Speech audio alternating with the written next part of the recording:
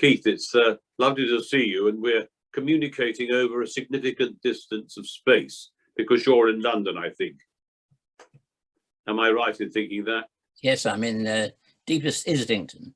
Deepest Islington, which is not far from where both bits of my family came from, because one lot of grandparents came from Holloway and the others from Finsbury Park. So, well, I'm a South Londoner. It's a bit of a mistake I'm here, but I've come to quite like the place, even though I feel faintly on the wrong side of the water. Well, I'll forgive you for saying that, being a North Londoner. So tell me, where were you? Where were you a youngster then in South London?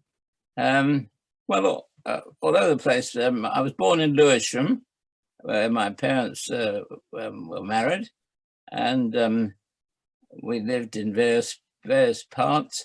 Subsequently moved more to Croydon, which is where I went to school, where I was active in the Scouts. I was a stretcher bearer in the Mayday Hospital during the Doodlebugs, and I loved Croydon. And then I got onto a local paper south of the river, which is just what I wanted to do. So you were at school locally in Croydon, were you? Yes. Yeah. And did you enjoy school? Yeah, I quite liked it. I was never any good at maths. The hardest thing at was adding up my expense sheet at the end of the week.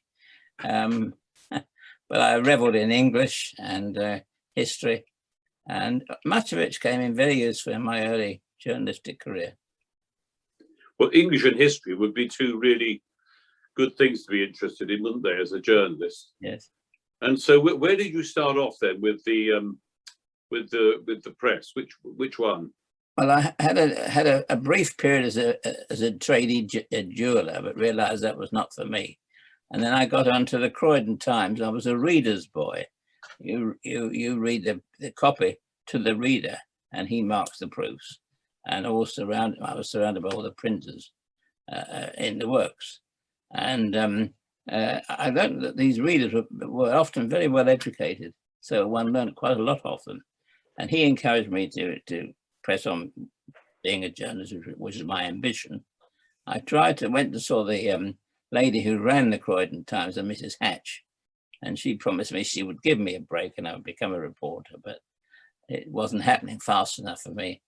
So one day I went up to her and said I was going off to the Daily Telegraph library, and she said, "You're a fool. They take all our recruits from here." But I didn't really regret it, but it would have been quite nice to get a start there. But then I subsequently got onto a little sweatshop called the South London Observer and the Camberwell and Peckham Times, right next to a church you'll probably know, St. Giles, Camberwell. Yeah, indeed. Yeah, which is where my grandmother had actually been married. It was when I arrived, they were actually in the front hall. All the girls were folding the papers that they'd just come off the flatbed. So we were fairly technologically advanced. From there, I got onto the big paper with the South London Press, which had 2 editions, Tuesday and Friday, and sold over 120,000 a week. And we were very proud. 3,000 small ads. My goodness, that was the money coming in. And it was a very good paper, very good training ground. It's interesting because so many people, I think, who went on to become journalists nationally started off with locals. I remember talking to David Bell, who went on to the Financial Times and so on. And David said he'd started with the Oxford Mail and the Oxford Times, being sent down to the local court to report on various things, something I fear would never happen now because they can't afford reporters. So then you went to the South London Press, which did they publish various newspapers? No, just the twice edition. It was 120,000 circulation, so it was big, good paper. Yeah. But as you said, David Bell said, that's how we all started. Yeah, actually, if I had got to university and everybody explained to me that it existed, it probably would have interrupted my career path, because you started on a local paper and that's where you learned. And most of us did it in my generation. So I was there for 10 years, including my RAF National Service. And then I see you migrated over the river to Carmelite House or somewhere, and you were with the Mail for 12 years. Yes, there was only one paper I ever wanted to work for. That was the Daily Mail. I was steeped in its history, and it was a good paper to be on, and it's a real newspapers man. Your copy went in, and there wasn't messed about with the subs. And if you got a good story, you got a good show. And I started as a general reporter, did quite well on that, and then became a specialist. You can either go up the sort of sub-editing path and maybe one day become the editor, or you can become a specialist. And I nearly became the motoring correspondent. But the editor, William Hardcastle, you may remember his name, said, "You don't want to do this." And I said, "Why not? I want to do it all my life." And he said, "No, you're just an adjunct to the advertising department. I want you on industry." So, and he was quite right, really. So I was in the middle of all the biggest issue of the 60s was who rules, the trade unions and the Heath government downfall, and Wilson. And I was in the middle of the big story of the 60s. I remember William Hardcastle. I remember this is William Hardcastle with The World at One. That's it. So he went on to that. But yes, and the Mail, the thing I used to quite like about the Mail when I was a youngster, my parents always took the Mail, was the comment down one side of it. And often they were quite amusing sort of little editorials, weren't they? Yes. It was Frank, somebody, I can't remember his name now, marvelous character, had come back from editing in the war, the SEAC News. And he was very thick with Mountbatten. And he got the job as, became the editor. And he moved the leader from inside right onto the front. And it was really quite a strong move. Nobody else had done it before. But it meant people did actually read the leader, but they often bothered before. Yeah, as I say, it was often quite quirky and interesting. I remember the one particularly on the invention of the first and second class post, and he whoever was writing it made a very amusing point, saying that the same principle was soon to be applied across the board, and you could watch television at first class rates at the normal time, or if you pay for a second class license, then you had to get up at midnight and watch the programs you really liked. rather amusing. I remember that. And yeah, and so you knew all about Lord Northcliffe and so on, did you? And yes, all that. Yeah. I was all steeped in the history. Yeah, I knew it all. Yes. One particular thing he said: a Daily Mail man is always well dressed. He can go anywhere, and that was practice. One day they sent one of our reporters, Jack Crossley, back, sent home on a Tuesday because they were told him we don't wear sports jackets on a Tuesday. And the sartorial standards on the Mail were pretty high, but it did mean you could often get in when you might, if you looked scruffy, which they most of them do today. I don't know if they ever get in anywhere today. Well, if I might say so, interestingly enough, I always remember you when you come to Stationers Hall because you do always look extremely smart, and I think it's also the nice contrast with that lovely bunch of white hair you've got. Thank you. You clearly learned that art from the Daily Mail, yeah. And then you went on to work in Whitehall for nearly 10 years. Tell us a bit about that. Well, I'd been rather unwise and made a mistake really, and but I had itchy feet. I was 39, and I thought, I've done all this now. I want to do something else. And I got into the government information service, and I planned to stay for 2 or 3 years. And then I thought I'd go back to Fleet Street and be a leader writer. I'd understand affairs much better. That was my thinking. But in fact, I got hooked. It is a heady wine, as somebody said. You're very close to power, very, very close. And you can influence it sometimes. You must never say that as a PR man, but you do have a role. And I had some very interesting people I was working with. I met some very, very able civil servants, friends of life. One of them ended up being Secretary of the Cabinet, Richard Wilson. And so the contacts one made in that period were actually fabulous. And you had to get used to working with different flavours of government, Labour and Conservative. Yeah, we were in the Government Information Service, and our job was to remain impartial. We mustn't Yeah. get too close to the political machine. Now, today, all that is gone. And no wonder nobody believes a word anybody says anymore. We lost all the integrity. Yes, I'm sure that's true. And then you moved across, again, you have had a very interesting life, because you then moved across to be the Director of Public Affairs for 3 years with British shipbuilders. Yeah. One of the subjects I'd covered in the industry, I was very interested in the shipbuilding. And I actually had a scoop that the QE2 would be built in Glasgow. And they rang the church bells that night on a Saturday night. And it meant so much to the city. And so I got quite interested, and I was one of the civil servants I'd got to know. He became the chief executive of British Shipbuilders, so I was headhunted. And the money was a lot better than I was getting in the civil service. That was one thing. Also, I just got myself, Michael Foote had gone over to be number 2 to Jim Callaghan, and I had a minister called Albert Booth who was very nice, very worthy, but absolutely useless. And I thought, if this is what the future holds, it's time for a move. So I went off to British Shipbuilding. I had a marvellous time there, fascinating time for 3 years. Yeah. And were you based in London? Well, nominally our headquarters was Newcastle, but we also had an office in Knightsbridge, of all places. As somebody said, they don't build many ships there. No. And I imagine the name McDowall, is it Scottish originally? Scottish, yes. Yeah. My father from Dumfries. Ah, right.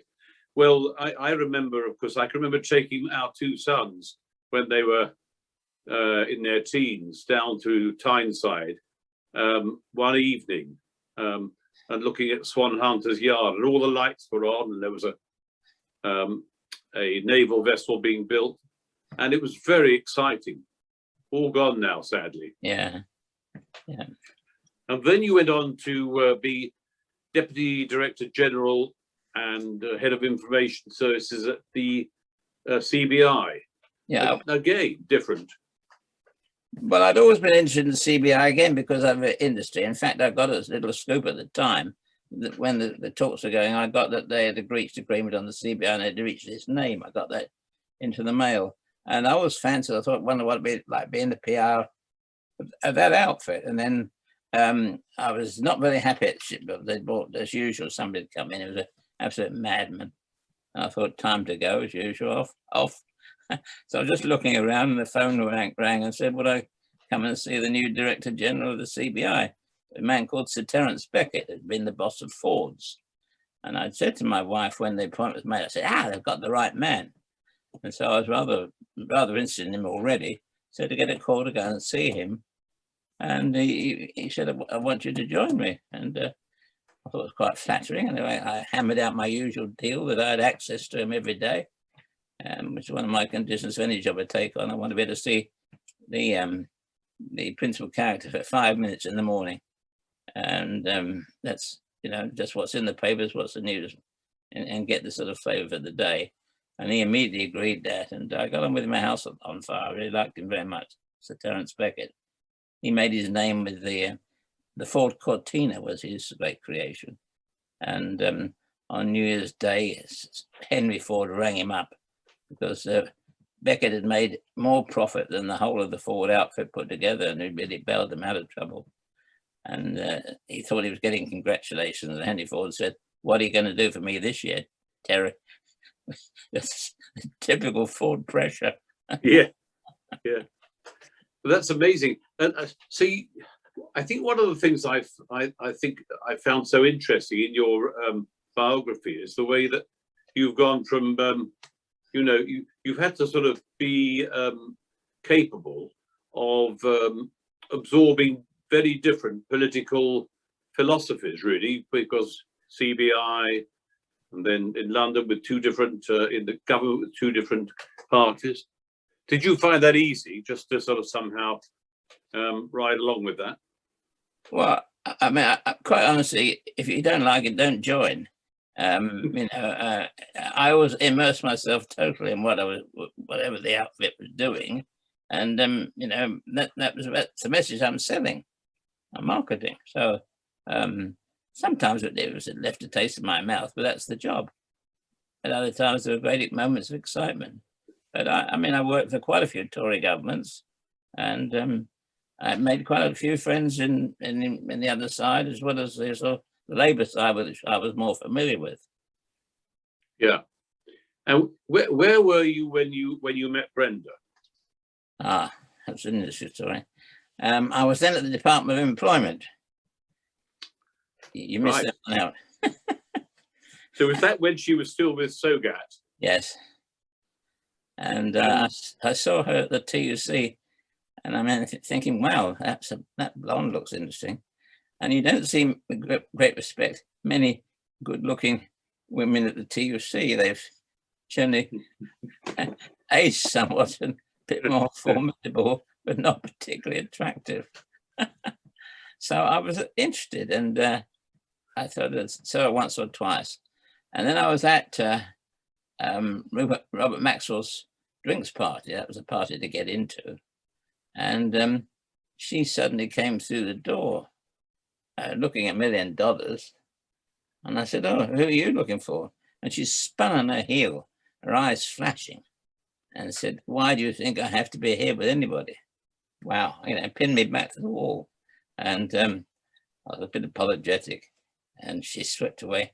And then about 5 minutes later, she came back and apologized, which was very interesting.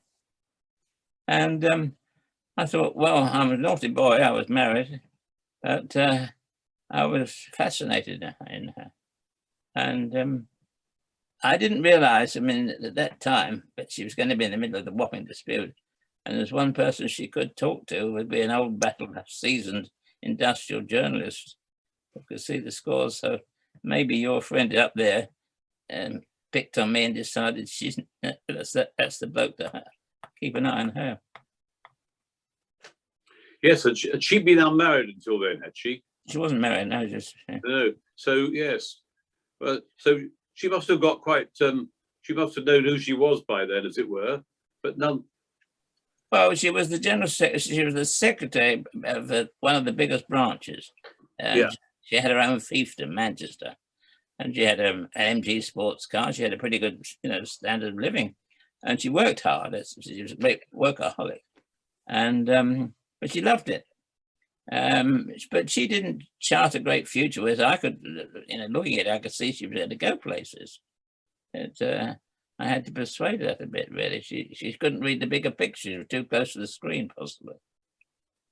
And was it Sogat 82? Yeah, that's correct. Yeah. Yeah. Now, what did that mean exactly, Keith? There had been a Sogat earlier on, right? Which failed, and so this was the second attempt to get a merger. Yeah. And so they put 82 on it to make it so you could tell the difference. And a man called Bill Keyes was the general secretary, and I think Bill, I don't know whether or not he was in the stationers, but he had many friends in printing. And was it in the disputes with the Times that she was caught up in the Wapping thing? Not the dispute with the Times. That was down here, and she was still up there. No, it was she became president first of the union, which elected. She beat, I think she beat 12 men to get that, which is a sign of the times. And so she was the number 2 in effect. But then after a year, Keyes decided he wanted to move on. And so there was another election. The chances of her winning were remote, but in fact, we put a lot of effort into it. And she won, and she became the first woman to head a major trade union in Britain, which is a big achievement. Yes, and she didn't ever lose any of that sort of élan and that attractiveness, both in how she looked, but also in her personality. I felt all the way along. And yeah, I encountered her a bit, as I said to you earlier, in the House of Lords. We were both looking after the defence of the nation. We don't think either of us ever got into an aeroplane to do it, but... Well, she was in quite a few. She was the first woman chairman of the Armed Forces Pay Review Body. you know, I used to say to her, there's another glass ceiling you've broken. And she said, oh, I hadn't noticed. She didn't worry about that. But it was a big achievement for a woman to be picked for that job. All the field marshals sort of coughed over their scrambled eggs. Yes, she was great to have on the court stationers too. And during this time, you were still doing various things, because you were by then an independent advisor on media, political, and so on things. So can you say a bit about what that meant? When I left the CBI, usual story, in came somebody who, you know, you think the last thing I want to work for him, so it was time to move again. And I decided to set up on my own, and I formed Keith McDowall Associates.